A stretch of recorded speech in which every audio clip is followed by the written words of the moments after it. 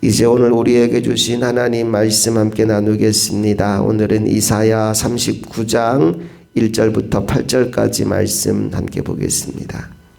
그때에 발라단의 아들 바벨론 왕 무로닥 발라단이 히스기야가 병들었다가 나았다함을 듣고 히스기야에게 글과 예물을 보낸지라.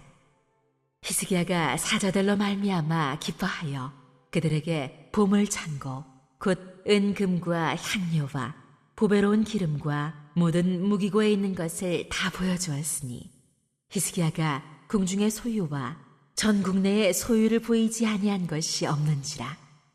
이에 선지자 이사야가 히스기야 왕에게 나와 묻되 그 사람들이 무슨 말을 하였으며 어디서 왕에게 왔나이까?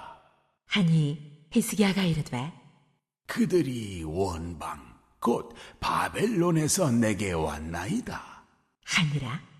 이사야가 이르되 그들이 왕의 궁전에서 무엇을 보았나이까? 하니 히스기야가 대답하되 그들이 내 궁전에 있는 것을 다 보았나이다. 내 창고에 있는 것으로 보이지 아니한 보물이 하나도 없나이다 하니라. 이사야가 히스기야에게 이르되 왕은 만군의 여호와의 말씀을 들으소서. 보라, 날이 이르리니 내 집에 있는 모든 소유와 내 조상들이 오늘까지 쌓아둔 것이 모두 바벨론으로 옮긴 바 되고 남을 것이 없으리라. 여호와의 말이니라. 또 내게서 태어날 자손 중에서 몇이 사로잡혀 바벨론 왕궁의 환관이 되리라 하셨나이다. 하니 히스기야가 이사야에게 이르되 당신이 이른 바 여호와의 말씀이 좋소이다. 하고 또 이르되 내 생전에는 평안과 견고함이 있으리로다 하니라.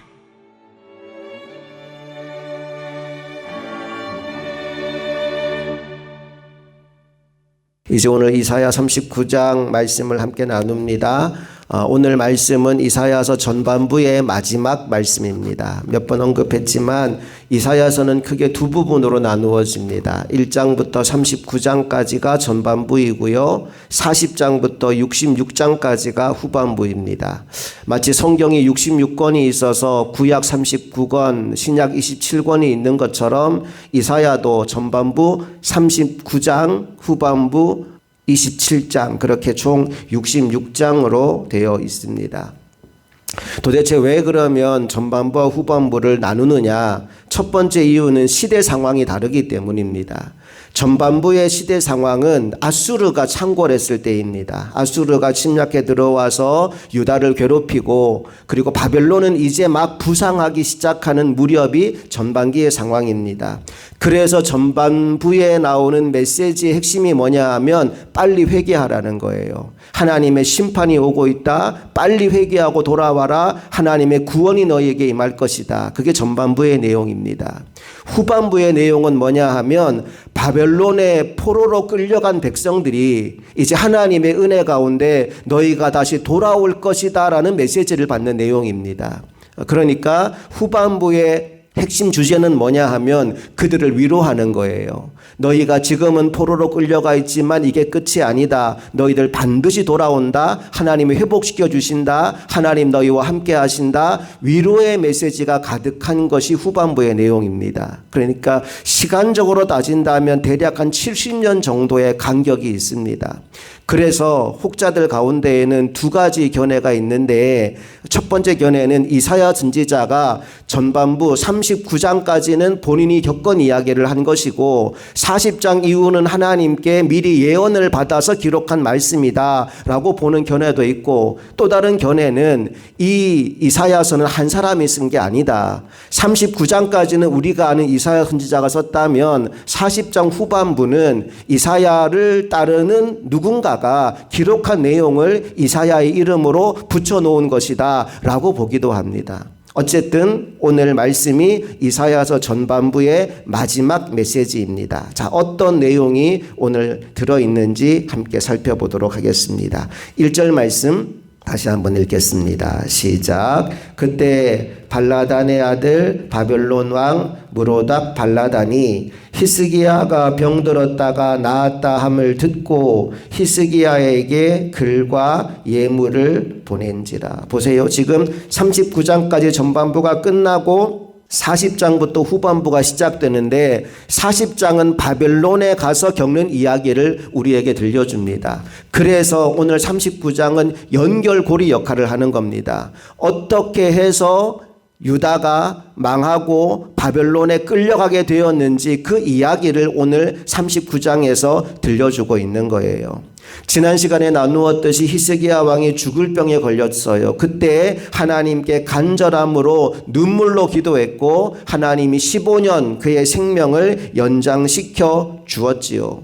그걸 축하해 주겠다고 지금 먼 나라 바벨론 왕이 글과 예물을 보내온 겁니다.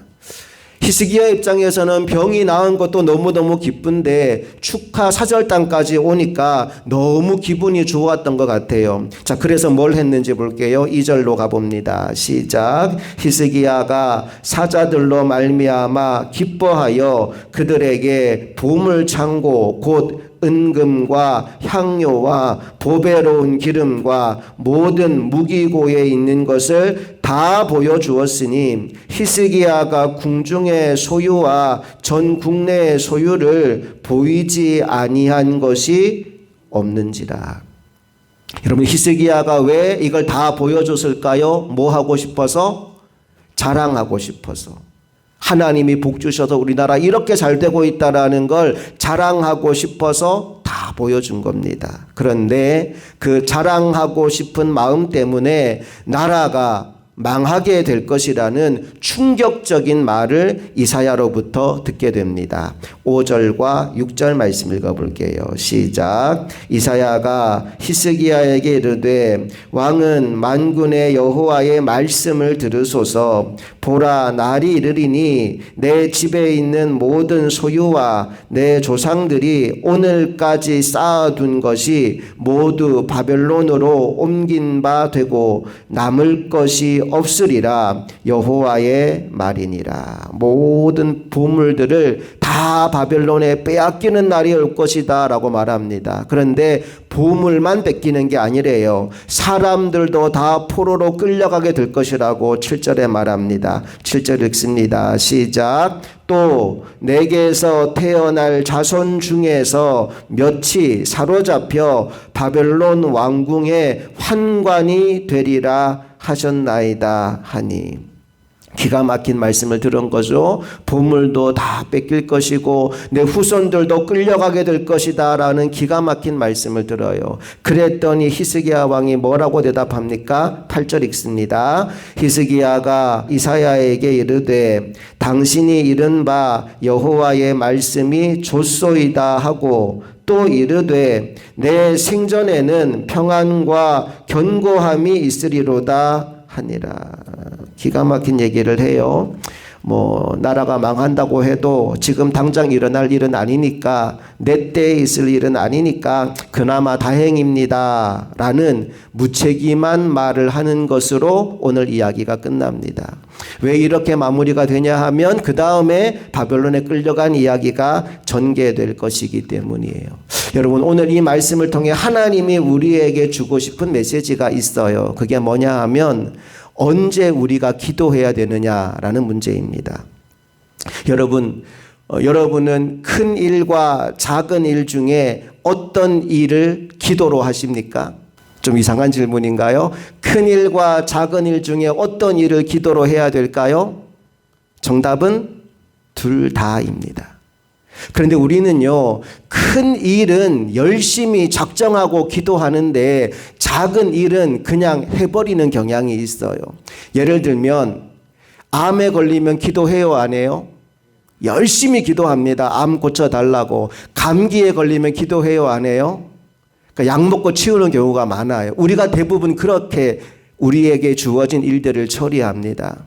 크고 중하고 힘든 일이 생기면 작정하고 기도하는데 작은 일, 쉬운 일, 가벼운 일을 만나면 그건 하나님께 묻지 않고 기도하지 않고 내 마음대로 하는 경향이 있다는 거예요.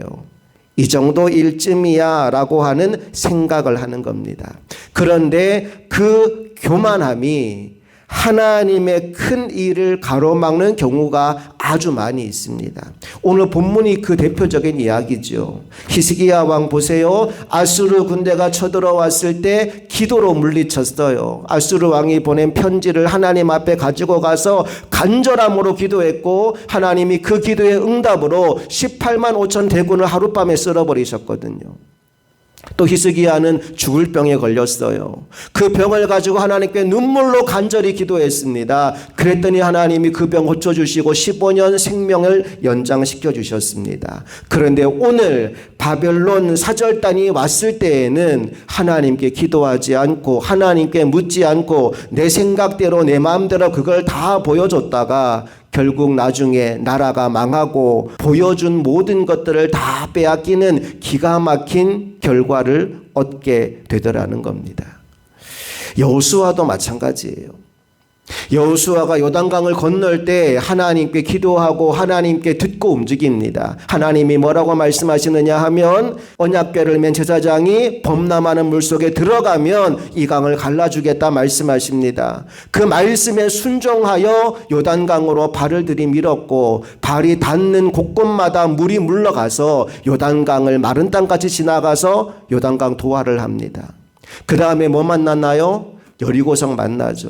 여리고성 앞에서도 기도하여 하나님 말씀을 듣습니다. 성을 돌아라. 날마다 돌아라. 마지막 날 7바퀴 돌고 소리쳐라. 그랬더니 하나님께서 여리고성을 밖에서 안으로 무너뜨려서 하나님이 큰 승리를 거두게 하십니다. 그런데 바로 뒤에 어떤 사건이 벌어지는지 아십니까? 아이성 전투. 요단강 건널 때도 기도했고 여리고성 무너뜨릴 때도 기도했는데 아이성 앞에서 기도하지 않습니다. 아이성은 이름처럼 아주 작은 성이에요. 저 작은 성 점령하는 것쯤이야 우습지. 그리고는 몇 명만 보낸 겁니다. 그랬다가 보낸 군사들이 다 죽음을 당해요. 여호수아 생각에는 여리고성은 큰 성이니까 기도하고 말씀 듣고 움직여야 되지만 아이성은 작은 성이니까 저거 정복하는 거 별거 아니야. 그 마음으로 아무 생각 없이 군사를 보냈다가 기가 막힌 패배를 경험하게 되었다는 겁니다. 사랑하는 여러분, 큰 일이든 작은 일이든 우리가 해야 될 일은 겸손히 기도하여 하나님의 뜻을 묻는 것이고 하나님의 말씀에 순종하여 살아가는 것입니다. 그때 우리는 큰 일을 통해서도 역사하시지만 작은 일을 통해서도 놀라운 은혜를 베풀어 주시는 하나님을 경험할 수 있습니다. 오늘 히스기야의 이 실수를 통해서 하나님은 우리에게 무슨 일을 하든지 기도가 중요하다는 사실을 다시 한번 일깨워주고 있습니다. 이 새벽 함께 기도하는 시간에 하나님이 오늘 나에게 무슨 기도를 하게 하시는가? 하나님이 오늘 나의 삶을 어떻게 인도하시기를 원하시는가? 내 인생의 모든 문제를 주님께 올려드리고 맡기고 기도하며 하나님의 마음과 뜻을 공급받는 귀하고 복된 이 새벽 될 수 있기를 간절히 소망합니다. 함께 기도하시겠습니다. 좋으신 아버지 하나님, 은혜와 사랑을 감사드립니다. 오늘도 우리를 기도의 자리로 불러주시니 감사합니다. 히스기야 왕은 크고 어렵고 중한 일들을 기도로 해결했던 능력 있는 기도의 종이었습니다. 아수르 대군도 기도로 물리쳤고 죽을 병도 기도로 고침받았습니다. 그런데 안타깝게도 바벨론 사신들이 왔을 때 하나님께 묻지 않고 성 안의 모든 보물과 무기들을 다 보여줌으로 말미암아 그것이 빌미가 되어 후에 나라가 망하는 안타까운 결과를 얻게 되었다고 오늘 성경은 우리에게 말씀해 주고 있습니다. 하나님, 큰 일이든 작은 일이든 기도하는 종 되게 하여 주시고 기도할 때마다 하나님의 음성을 듣는 종 되게 하여 주시옵소서. 그래서 기도하고 듣고 들은 대로 순종하여 살아서 날마다 우리의 삶 가운데 하나님의 기적을 경험하며 살아계신 하나님의 역사를 경험하며 그 역사를 간증하며 살아가는 하나님의 백성들 되게 하여 주시옵소서. 이 새벽에도 우리의 기도를 들으시고 응답하시는 우리 주 예수 그리스도의 이름으로 간절히 기도합니다. 아멘.